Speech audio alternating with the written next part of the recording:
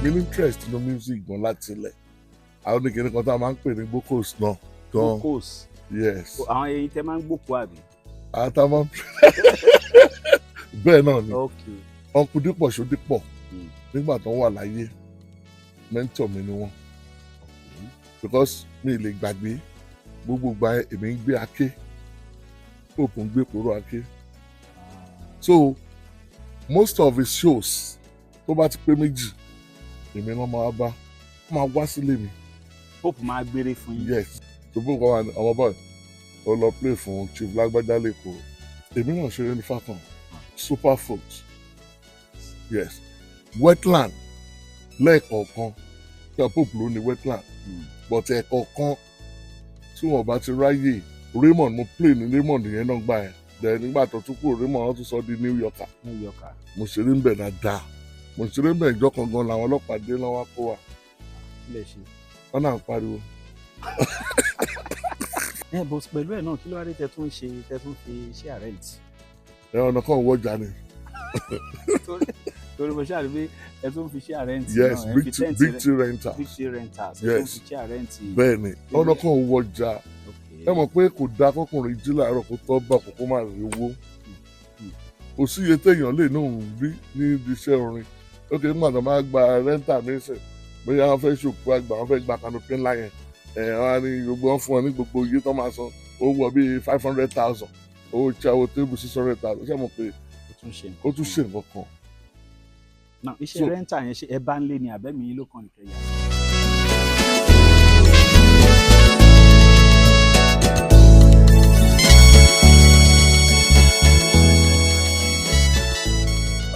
orúkọ mi ni Táíwò Ògúntádé wọ́n pè mí ní Big T Elesemeta orúkọ pọ̀ lóríṣiríṣi tó bá ṣe gbé wá fún ní kálukú náà ṣe ń pè mí so gbogbo ẹ̀ náà dẹ̀ èmi náà ń gbà bẹ́ẹ̀ ṣe ń pè mí ni mo ṣe ń jẹ́. ǹjẹ́ ó ti dá Elesemeta wọ́n pè yín bẹ́ẹ̀ now Big T, how will you describe the word music?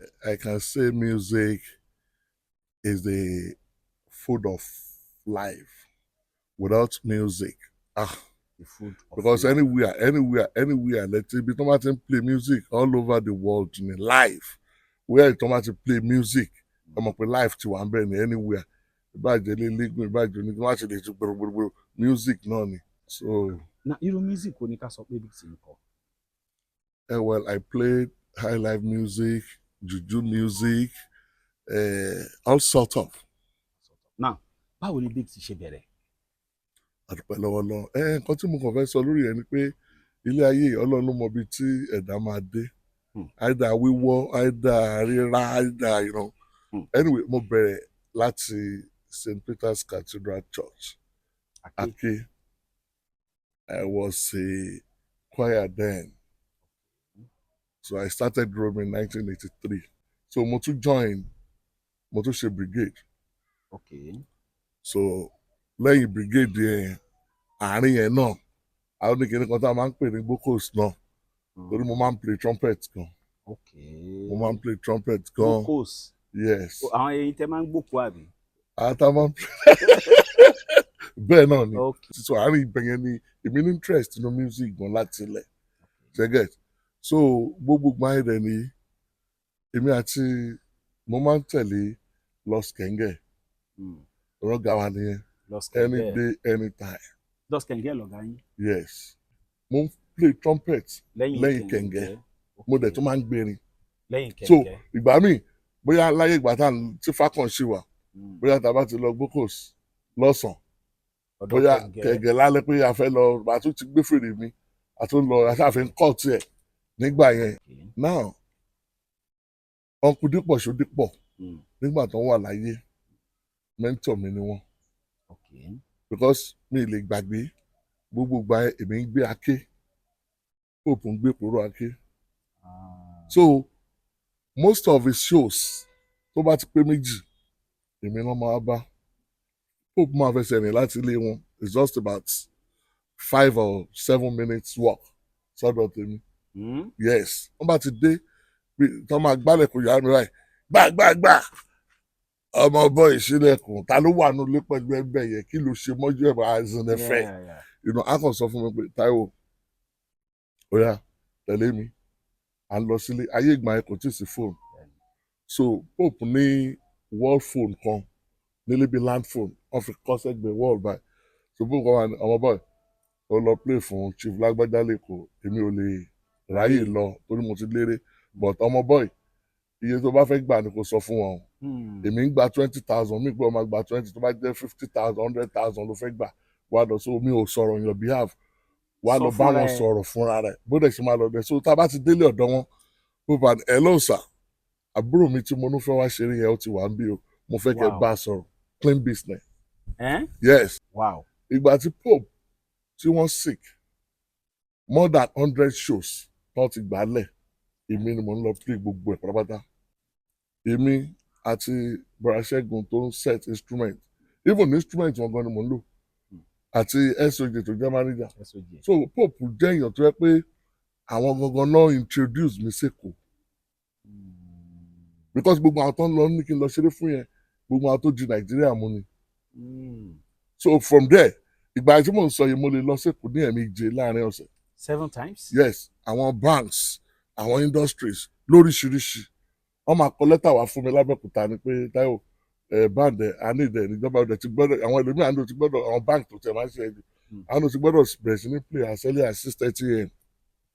láàárọ̀ but nígbà tí wọ́n ti sanwó fún mi màá lọ sí sẹ́kọ̀ọ́ àdẹ́gbẹ̀gbẹ̀ iṣẹ́ mo gbé ẹ lóko ọdún wọn lọ́jọ́ kì í sáà mo gbọ́ àwọn àlàyé yẹn gan bàbá yẹn àgbà náà ti dé sí sọ́pọ̀lọpọ̀ ti kú. Dípò Sodipo ló ṣiṣẹ́ yẹn. Dípò Sodipo Pope àti máa sọ mi pé Táyọ̀ tó bá ti gba eré kan yẹn ni kò lọ bí 100 bá wà lẹ́yìn ẹ̀ orúkọ gbọ́dọ̀ bàjẹ́ o torúkọ bá ti bàjẹ́ kò sí nǹkan tí wọ́n lè fi wẹ̀ mọ́mọ́ again and eré kan ṣo ìbàjẹ́ 10,000 lọ fún ẹ̀ kọ́ 100,000 dé oní 10,000 ẹni kò lọ ó ní mo dẹ̀ ń follow láti ọdún yìí because ẹ̀mọ̀ tí wọ́n bá ní good name kò sílẹ̀kùn téèyàn lè fi ṣí wọ́n bá gbọ́ orúkọ yẹn pé Lágbájá láàrin yẹn there is one man wọ́n ń pè ní Chief Túnjí Ọ̀dẹ́gbàmí ìjọ kan àwọn náà invite mi àwọn nílé lábẹ́òkúta ń bí sẹ́mọ̀ gbàtí bàbá yẹn pè mí mo ní èmi náà wá kó instrument mo kó lọ rẹpẹtẹ pé àlàyé ló pè mí àwọn bàbá lè pẹ́ dé gbogbo ọlọ́run wà ní ṣó yẹn jọ yẹn ṣó ìgbà táwa kọrin tán inú máa ẹ dùn gan-an wọ́n wá pè mí wọlé wọ́n ní Táyọ̀ ní ẹ̀sà only you play a very good music only but I need to tell you something I want to introduce you to my friend in Lagos Morocco is only but only they don't want noise only all these speakers is noise.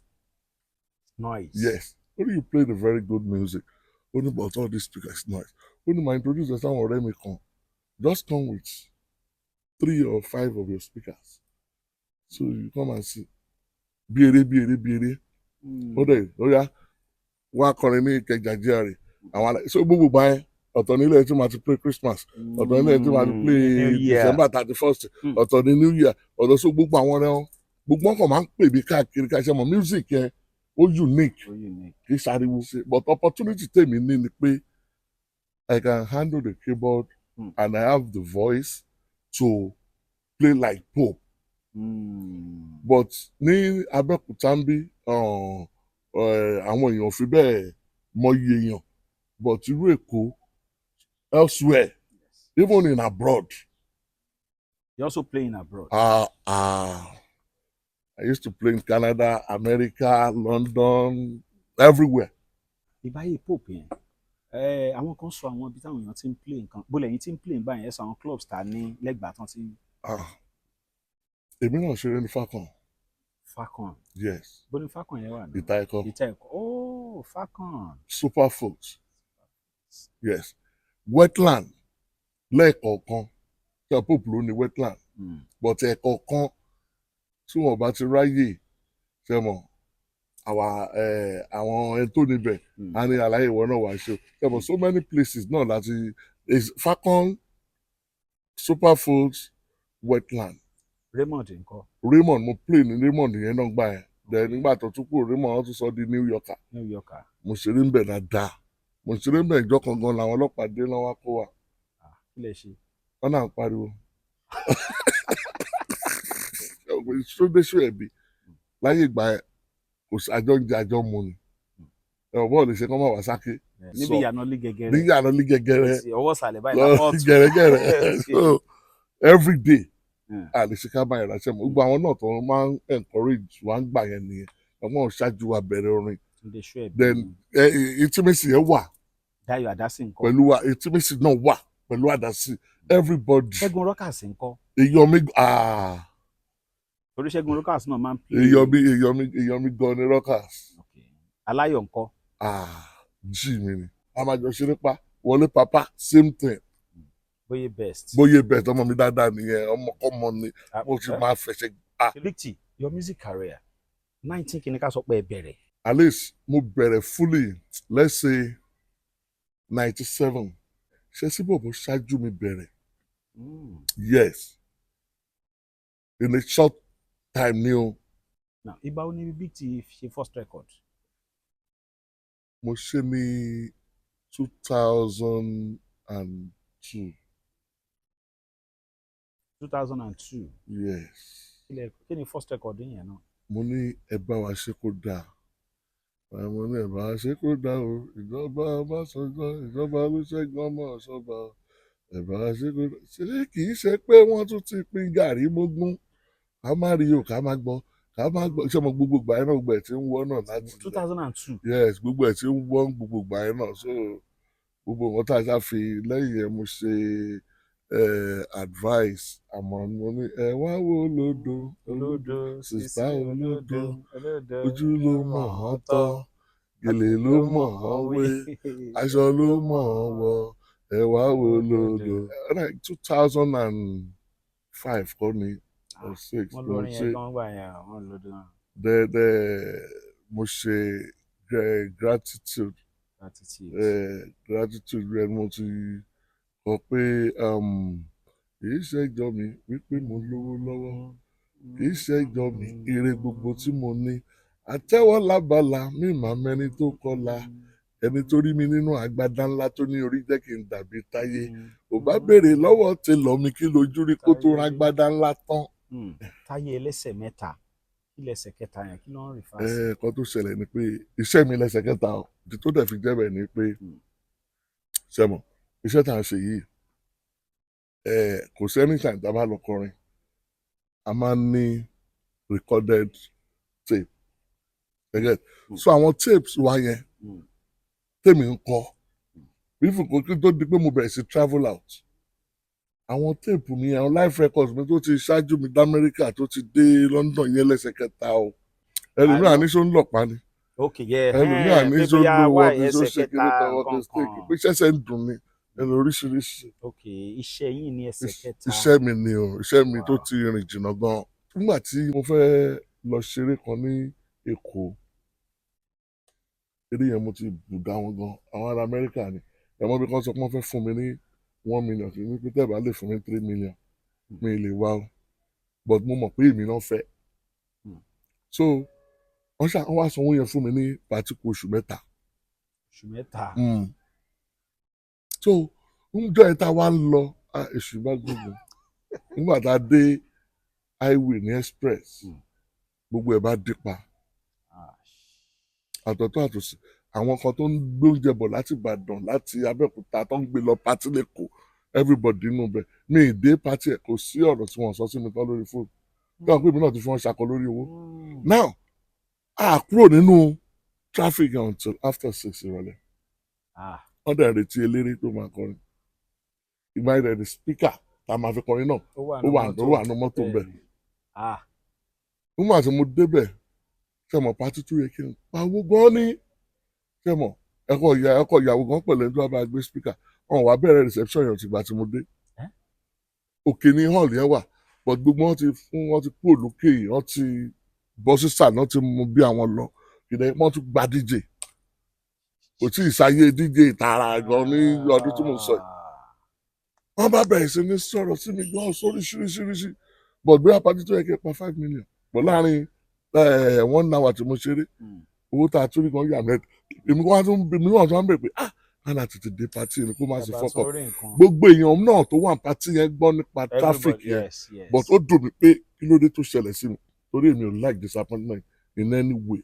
ọmọ iṣẹ́ ti gbọ́ nípa orin tí ó wà ń gbòòrò nísìn àfi ni mí kò dìgbà tí má ṣe ń júwe ara mi ẹ̀yin tèmi náà ti dá mi mọ̀ Mọ̀súrù Jàyégbè mi lórúkọ mi o orin tí mò ń bá yín sọ̀rọ̀ ẹ̀ ní orin Àlàní Nightingale òun ni gbogbo ayé dẹ̀ ń jó sínsìn o tó ń sọ̀dí wùkẹ́wùkẹ́ sí ẹ ń béèrè pé bọ́lẹ̀ ti fẹ́ rí kó lè ẹ lọ sórí YouTube Àlàní Nightingale kẹ lọ wò ń bẹ̀ ẹ bá ti tẹ̀ ẹ máa gbádùn ẹ̀ ní gbogbo oríṣiríṣi orin wọn òun ló wà ń bẹ̀ Àlàní Nightingale ẹ wò ẹ má jẹ́ kí n parọ́ fún yín bẹ́ẹ̀ bá tí gbórin ẹ̀ ń tanra ẹ̀ jẹ ni ẹ subscribe sórí YouTube Àlàní Nightingale Instagram Facebook ẹ like ẹ comment Àlàní Nightingale orin wọn ló wà ń gbòòrò ń sìn o ẹ máa bá wa gbọ́. bọ̀tálẹ̀ ẹ jẹ́ ká fi yìí ẹ ti ẹ̀ já mo mọ̀ fi. pa sẹ́mọ̀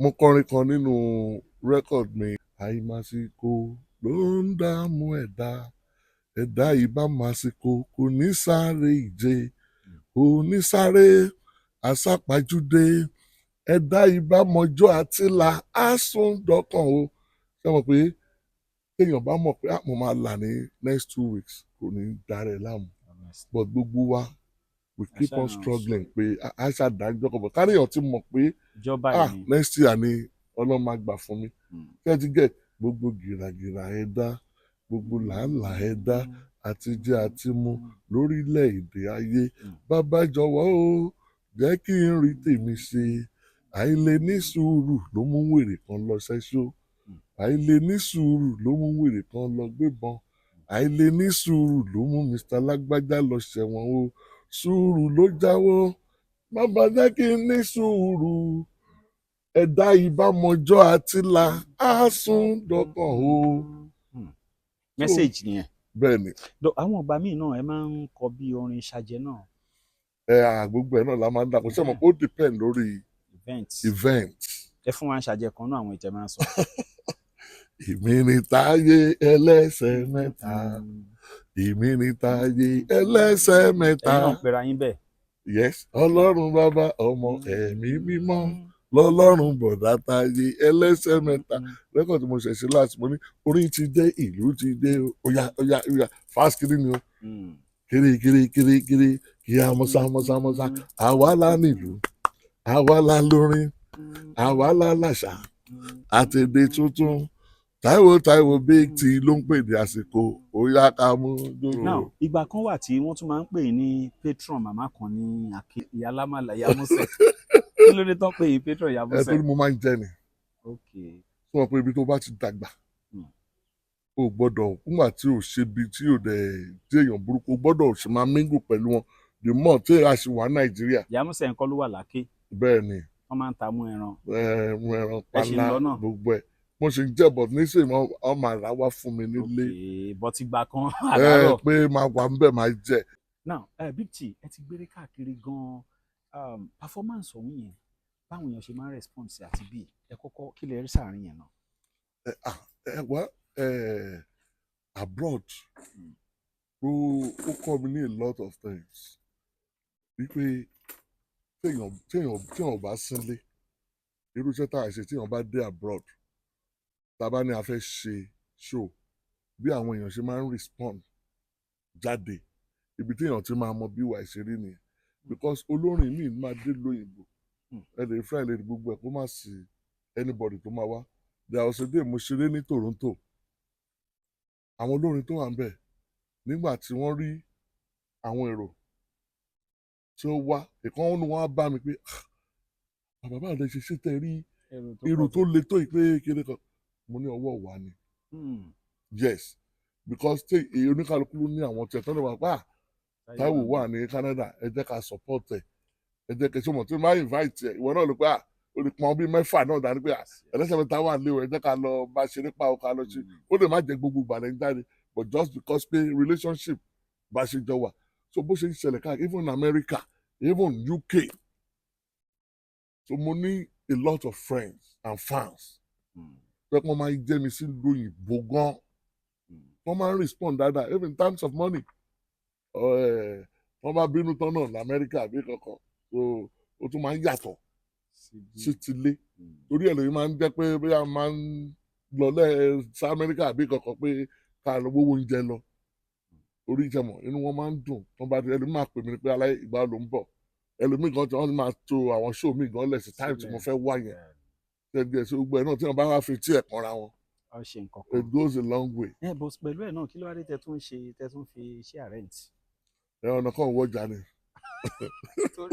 torí mo ṣáà rí pé ẹ tún fi share rent. Yes, big T rentals. Big T rentals. Yes, ẹ tún fi share rent. bẹ́ẹ̀ni ọ̀nà kan wọ́jà ẹ mọ̀ pé kò dáa kọkùnrin jí láàárọ̀ kó tọ́ bá kókó má rí owó kò sí iye téèyàn lè ní òun rí ní iṣẹ́ orin ok nígbà tó máa gba rẹ́ńtà mísìn bóyá wọ́n fẹ́ ṣòkú àgbà wọ́n fẹ́ gba canopy ńlá yẹn wọ́n á ní gbogbo wọn fún wọn ní gbogbo iye tó máa san owó wọ bíi 500,000 owó tí àwọn tébù 600,000 ṣé mo pé ó tún ṣe nǹkan kan.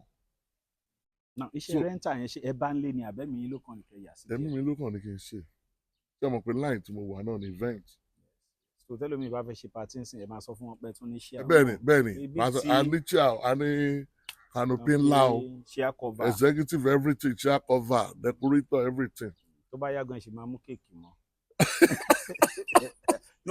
yes máa gbà. no it's part of it. máa gbà. at least èèyàn mọ̀ pé òun invest. orí ọ̀fẹ́ ni.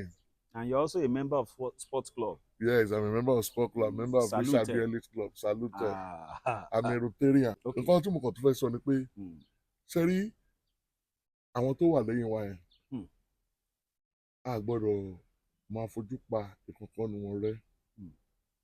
Àwọn upcoming ni mo mean wípé wherever téèyàn bá ti lè rò pé òun lè gbà wúlò fún wọn ṣe mọ̀ pé àgbàlagbà bí tágbà bá ti dé wọ́n ti rí ibi tó dé o but àwọn ọmọ tó ń bọ̀ lẹ́yìn wọn yẹn láàmọ́ ibi tí wọ́n lè dé but torí mo mọ̀ àwọn ẹlòmíì ò kà wọ́n kó nǹkan kan then ó yẹ kí ìfẹ́ náà kó tún máa wà láàárín gbogbo wa dó àwọn tó wà lẹ́yìn wa kọ̀ọ̀kan náà wọ́n máa ń ríra wọn bíi ọ̀gá o ṣẹ́dọ̀mọ̀ ẹlòmíì tó ṣẹ̀bẹ̀rẹ̀ rí lánàá kan fẹ́ overtrack tó ti ṣeré láti 30 years o ṣẹ́tí get but àwọn kan wà nínú wọn tó ń pé wọ́n ní respect èèyàn gbọ́dọ̀ ní respect fún ọ̀gá ẹ̀ ẹ mọ̀ pé kó dáa fún gbogbo wa èmi sọ wà after ẹ̀ gan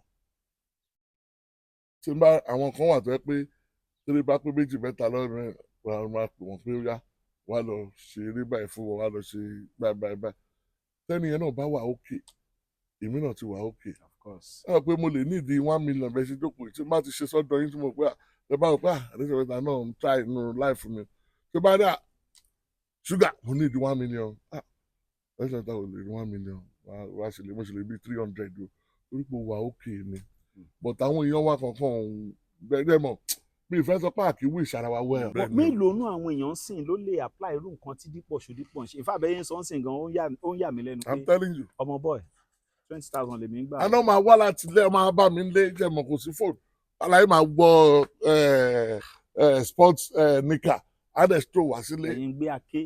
wọ́n wà ní kòró ake níbi cab filling station sí. kò sólórin kankan ní tó tiẹ̀ jáde láti housing. bá. bóyá àwọn ẹlòmíì ti gbé bẹ́ẹ̀ ni àbí nǹkan kan mi ti gbọ́ rí mo ṣe research débẹ̀ mi ì tí ìró lóore kan wọlé papa yẹn òkè arẹ́gbá nìyẹn ìbò kejì gbò aláyọ̀ ibo nìyẹn gbé. ẹlẹ́gà ṣàjẹ́ ẹlẹ́gà ṣẹ́sí bọ̀bọ̀ akin olúgbàjẹ́. kí lẹ wá fẹ́ fàyọ́nù gbogbo ẹ̀ àtótónu kí lẹ fẹ́ fàyọ́nù. it's a content kò sí kankan nu yín tó wá láti housing. bẹ́ẹ̀ni bọ́ọ̀lù ń ṣe kọ́ni bọ́ọ̀lù ń ṣe ìpèrè àjò ẹ wá di mẹ́mbà bẹ́ẹ̀ transport club ó yẹ kán lè yí jáde. kí ló ṣe ẹ̀tàn fẹ́ lé mi. ẹ̀yin jọ́ mọ́ tó jí kóka. owó ni owó la san wọlé náà. big t kàtẹ́ serious náà mo kàn ń wò ni Túndé Ṣóẹ̀bí náà nàwádùn àbíbo ní tó léṣe ń bí láǹtòrò gbogbo bẹ̀ láti jẹ gbangba ẹ̀ ṣẹfíù náà láǹtòrò. láti ó mọ̀ pé èmi tó fọ́ èdè àwọn ti ṣẹfíù àtèmi nígbà tí mo ń gbé oko yìí dìlàjọ gbé wíńdò wájọ wà lẹ́yìn ara ọba ẹ̀. òkè ni ṣẹfíù gbé òkè náà ni ẹ̀yìn lè pósí ẹ̀wọ̀n sin òkú sẹ́gbẹ̀ẹ́ ní natod ẹgbẹ́ jókòó ara ẹ̀ ẹgbẹ́ kó ara ẹ̀ àbòsí ló fẹ́ ṣe. kó má sọ lórin kankan tó wá látàó sínú yín. bọ́ọ̀lù ń ṣe sí nìyẹn. Gbóyèga àwarawa náà ṣéèdí àbàkọ́ nìyẹn ń gbé lọ́skẹ̀ǹgẹ̀ ń kọ́bọ̀ làwọn ń gbé. ọmọ àlùfáà kí wọ́n kẹ̀kẹ́ gbé ìgbéyìn. ìgbéyìn. Then elite. elite. Yes. Light kò ń ṣe pé mi ẹ South State Light. Mo jáwé gbégbé ayé ẹ má gbàgbé mi. Ẹ fi. Mo jáwé onítẹ̀tẹ̀ ayé ẹ má tẹ̀ mí mọ́lẹ̀. Àwa dé o àwa mà dé o ojú kì í mọ̀ ròkòṣo ó gbàgbé ilé ẹ ṣe eré kó dára ẹ ṣe eré kó dára o ẹni ayé kan ẹ ṣe eré. Now Big T bó ní inspiration orin ti ń wá bó lẹ́yìn tí ń inspiration. Ìgbà míì tèmi bá jáde lé pàtí lèmi ti máa ń rí inspiration mi. Pàtí báwo. Pàtí ni nǹkan tí n bá rí pàtí lèmi máa fi ń kọrin gbà mí. Ibẹ̀ ni inspiration ti máa wá ọ̀dẹ̀ the caliber of crowd sitting down ṣẹ̀dẹ̀ mọ̀ ẹ jẹ́ rí iṣẹ́ orin táà ń ṣe ó le díẹ̀ because kò easy kéèyàn dé pàtí ká tó kọrin ká tó bẹ̀rẹ̀ àwọn èèyàn àkọ́kọ́ máa wò pé ta ló ń tẹ̀ kọ́kọ́ pè ká tó bẹ̀rẹ̀ sí ní kọrin kó tó di pé èèyàn bẹ̀rẹ̀ sí ní mix báyìí lórí ìkàlẹ̀ kó tó di pé music ẹ̀ ń wọ̀ wọ́n lára ó dìde ijó kó tó di pé wọ́n ṣẹ̀ tọwọ́ bàpò wọ́n fẹ́ fún ìyọ̀lọ́ kò easy but ẹ tó bá ti understand àwọn èèyàn ẹ̀ pé ṣé mo pé àwọn pàtí kan wà tó pé tó bá pé Christian music kò síbi tí ọ̀dẹ̀ ti ń kọ Christian music tán kò jẹ I'm telling you so ẹ mọ̀ like irú èmi ń sìn èmi máa ń mú lẹ́yìn kọ̀ọ̀kan tí n bá mo lè kọ Christian music lọ́sìn tí n bá rí response yìí màá sì dúró so ó lè jẹ́ mo lè wò pé jẹ́ kí n lọ sórí highlife kò dẹ̀ síbi náà tí o ti kọ highlife náà tán kò jẹ́. tó bá yá náà ẹ máa ń wá sí traditional ẹ máa ń wá especially Ẹ̀gbá yẹn ẹ máa ń wọ̀ gan. Torí ọmọ Ẹ̀gbá ni torí pé àwọn tí mo rí kan wà ń bẹ̀ náà ni tí mo mọ̀ pé ibẹ̀ lọ́làjú ti bẹ̀rẹ̀ Ẹ̀gbá àké ibẹ̀ lọ́làjú ti ṣẹ̀ àwa Ẹ̀gbá ló máa yé jẹ. ẹ jẹ́ ká gbà pé inú àǹfààní kan tẹ láìkì lójú kò sí ó yá ẹ fà sí wọn lára ẹ jẹ́ ń gbọ́.